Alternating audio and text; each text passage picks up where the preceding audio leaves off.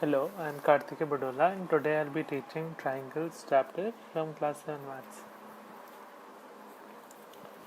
तो ट्रायंगल बहुत ही इजी चीज़ है, मतलब काफ़ी इम्पोर्टेंट चैप्टर भी है, बहुत ही इजी चैप्टर है और तुम्हें काफ़ी इन्जॉयबल लगेगा. ठीक है, तो जो दो चैप्टर्स हैं लाइंस एंड एंगल्स और ट्रायंगल्स, वो सबसे इंटरेस्टिंग चैप्टर्स लगते थे मुझे तो 7th में और इनकी एप्लीकेशंस वगैरह भी काफ़ी यूज़फुल रहेंगी थ्रू आउट मतलब योर लाइफ. ठीक है, तो पहले हम ट्राइंगल्स के बारे में बात करते हैं. तो ट्राइंगल क्या है? Triangle is a simple closed curve. ठीक है, simple closed curve made by 3 line segments. ठीक है, थस 3 वर्टिसेस एंड 3 एंगल्स. तो सबको पता है एंगल्स क्या होता है, सबको पता है वर्टिसेस क्या होते हैं. तो closed curve with 3 line segments. ठीक है, तो 3 लाइन सेगमेंट से जो मैं क्लोज कर्व बनाऊंगा, क्लोज्ड होना चाहिए. ठीक है, उसको हम ट्राइंगल बोलेंगे. तो 3 वर्टिसेस होते हैं और ट्राइंगल को नेम कैसे करते हैं? किसी भी मतलब तुम कोई भी नेम कर सकते हो, ABC, CAB. ठीक है, BCA. और एंगल्स के 3 एंगल्स होते हैं, angle ABC, angle BCA, angle CAB. और 3 साइड्स होती है, side AB, side BC, side CA. ठीक है, बहुत सिंपल है. तो हम पहले मीडियन के बारे में बात करेंगे. ठीक है, तो मीडियन क्या होता है? मीडियन ऑफ अ ट्राइंगल 3 होते हैं पहली बात तो. ठीक है, यूनिक मीडियन नहीं होता है. तो मीडियन क्या करता है? मीडियन एक साइड के मिड पॉइंट को उसकी ऑपोजिट वर्टेक्स से ज्वाइन करता है. ठीक है, so the line segment which joins the mid point of a given side to its opposite vertex is called a median. ठीक है, median connects a vertex to a of a triangle to the mid point of the opposite side. Same ही चीज को अलग शब्दों में बोला. The line segment AD joining the midpoint of BC opposite to the vertex A is called the median of a triangle. ठीक है, तो ऐसे तुम 3 वर्टिसेस है तो 3 मीडियंस होंगे, बहुत ही ऑब्वियस चीज़ है. तो A से D एक हो गया, B से एक और तुम मान सकते हो E यहाँ पे पॉइंट, मिड पॉइंट. BE एक मीडियन हो जाएगा और CF एक मीडियन हो जाएगा. यहाँ पे एक मिड पॉइंट मान रहा हूँ. ठीक है, तो इसमें तुम क्या नोटिस कर रहे हो? इसमें एक चीज़ नोटिस कर सकते हैं कि जो वर्टेक्स है और जो ये वाला पॉइंट है मीडियन मिड पॉइंट, ये हमेशा ट्रायंगल के अंदर ही है दोनों. ठीक है, तो मीडियन ना हमेशा साथ जो मीडियन होता है उसका कंप्लीट पार्ट ट्रायंगल के अंदर ही अंदर रहता है. ठीक है, ऑल्टीट्यूड्स ऑफ अ ट्रायंगल क्या होता है? ऑल्टीट्यूड्स ऑफ अ ट्रायंगल ये होता है कि मैंने एक वर्टेक्स ली, उससे मैंने बहुत सारी लाइंस बनाई. ठीक है, जो उसके अपोजिट साइड को मीट कर रहे हैं. तो वो लाइन जो अपोजिट साइड के परपेंडिकुलर है उसको हम ऑल्टीट्यूड बोलेंगे. ठीक है, तो और ये तुम्हें तो इस चीज़ को हम ऑल्टीट्यूड बोलेंगे जो 90 डिग्री बना रहा है. ठीक है, through each vertex and altitude can be drawn. तो मीडियन की तरह ही 3 ऑल्टीट्यूड्स होंगे. दी हाइट, हाँ ठीक है, तो height of a given altitude क्या होते हैं? हाइट ऑफ अ ट्राइंगल ऐसे डिफाइन होता है. तो 3 हाइट्स होती है ट्राइंगल की. ठीक है, तो डिपेंड करता है कि किस लाइन सेगमेंट किस साइड के रिस्पेक्ट में बता रहा है. तो इस साइड के रिस्पेक्ट की जो हर ट्राइंगल हाइट ऑफ ट्राइंगल है वो लेंथ ऑफ द ऑल्टीट्यूड होता है.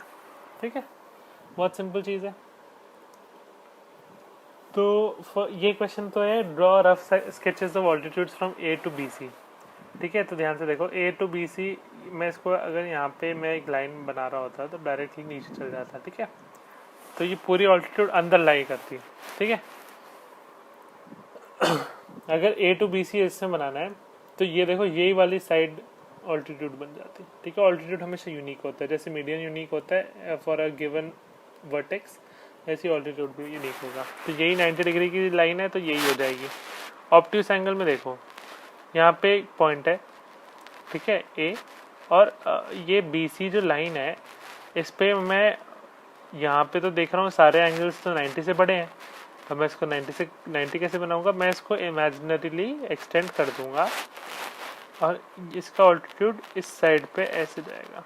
तो ये देखो ऑल्टीट्यूड कंप्लीटली बाहर लाई करा इस वाले केस में. ठीक है, तो मीडियन हमेशा अंदर लाई करता है, बट ऑल्टीट्यूड अंदर भी हो सकता है, साइड पे भी हो सकता है, बाहर भी हो सकता है. तो will an altitude always lie in the interior of angle? No.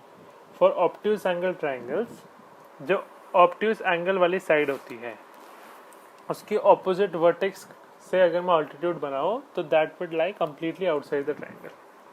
ठीक है। Can you think of a triangle in which two altitudes of the triangle are its two sides. तो राइट एंगल ट्राइंगल को देखो, ए vertex है तो ये वाला altitudes है ए सी, बट ए सी तो साइड भी है तो एक तो मिल गया। सिमिलरली बी से ऑल्टीट्यूड बी सी होगा, तो right angle triangle is the only triangle which has two altitudes as two of its sides. Can the altitude be the median of the same triangle. ठीक है, अब देखते हैं। तो पहली बात तो मीडियन हमेशा ट्राइंगल के कम्प्लीटली अंदर होगा, तो राइट एंगल ट्राइंगल और ऑब्ट्यूज एंगल ट्राइंगल का मीडियन और ऑल्टीट्यूड तो सेम नहीं हो सकता। ठीक है, क्योंकि हमने यहाँ पे देख लिया कि ये वाले जो साइड्स हैं ये मीडियन कभी हो नहीं सकती क्योंकि मिड पॉइंट को ज्वाइन नहीं करी। सिमिलरली ऑब्ट्यूज एंगल ट्राइंगल में तो भारी हो जाता है तो फिर वो भी मीडियन वाला नहीं होगा। ठीक है, तो अब सी वाले एंगल से देखो, अगर मैं यहाँ पे डालो तो ये मीडियन होने के चांसेस है। ठीक है, तो याद रखना जो आइसोसेलेस ट्राइंगल होता है, आइसोसेलेस ट्राइंगल का वो वाली साइड जिस पे दोनों इक्वल एंगल्स होते हैं। ठीक है, अगर मैं उस साइड पे मीडियन बनाऊं वाया दी अपोजिट वर्टेक्स और उसी साइड पे अगर मैं ऑल्टीट्यूड बनाऊं वाया दी अपोजिट वर्टेक्स, तो वो दोनों एग्जैक्टली कोइंसाइड करेंगे। ठीक है, ये हम प्रूव कर सकते हैं इसमें। ठीक है, काफ़ी इजी चीज़ है वैसे। कॉन्ग्रुएंस ऑफ ट्राइंगल्स जब एक चैप्टर आएगा तब उसमें प्रूव करेंगे। ठीक है, exterior angle and it's properties क्या होती हैं। तो फिर एक ट्राइंगल में एक्सटीरियर एंगल क्या होता है। अगर एक ट्राइंगल ए बी सी और मैं अगर कोई भी एक साइड को एक्सटेंड कर लो, फॉर एग्जांपल बी सी को एक्सटेंड करा, तो जो ये एक्सटेंडेड साइड है सी डी, वो जो एंगल बनाती है दूसरी साइड से ए सी से, तो उस पूरे को हम एक्सटीरियर एंगल बोलते हैं। ठीक है, ऐसे 3 एक्सटीरियर एंगल्स होंगे, बहुत ईजी है देखना। ठीक है, अगर मैं ए बी को इस तरह से करूँ, बढ़ा दूँ, तो ये वाला एंगल भी एक्सटीरियर एंगल हो जाएगा। ऐसी मतलब बहुत सारे एक्सटीरियर एंगल्स हम बना सकते हैं। ठीक है, तो जो एक्सटीरियर एंगल का होता है, जो टोटल एक्सटीरियर एंगल होता है वो दो अंदर के अपोजिट एंगल्स की इक्वल होता है। तो जो एक वो वर्टेक्स शेयर कर रहा है एक्सटीरियर एंगल, एक ट्राइंगल के वर्टेक्स को शेयर कर रहा है, उसके अलावा जो दो बचे हुए एंगल्स हैं उन दोनों का सम इसके इक्वल होगा। इसको प्रूफ कैसे करना है, इसका प्रूफ काफ़ी ईजी है। ये जो कॉमन वर्टेक्स है जहाँ पे एक्सटीरियर एंगल है, वहाँ पे एक पैरेलल लाइन बना दो टू ए बी। ठीक है, पैरेलल लाइन बनाई तो ए सी ट्रांसवर्सल है कि नहीं। हाँ है। अब 1 और x क्या है, ऑल्टरनेट इंटीरियर एंगल्स, तो x इज इक्वल टू 1 आ गया, और 2 और y क्या है, कॉरस्पॉन्डिंग एंगल्स। ठीक है, तो 2 इज इक्वल टू y आ गया, जो हमने लाइन्स एंड एंगल से प्रॉपर्टीज पढ़ी थी। तो x हो गया 1, x आ गया 1, y हो गया 2, तो x plus y total exterior angle था, वो आ गया 1 + 2। ठीक है, तो यही इसमें प्रूफ समझा रखा है, यही चीज़। अब इसमें चलो x की वैल्यूज बतानी। ठीक है, तो x + 50 इज 115, तो x इतना हो गया 65।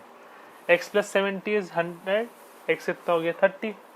x + 90 इज 125, x इतना हो गया 35।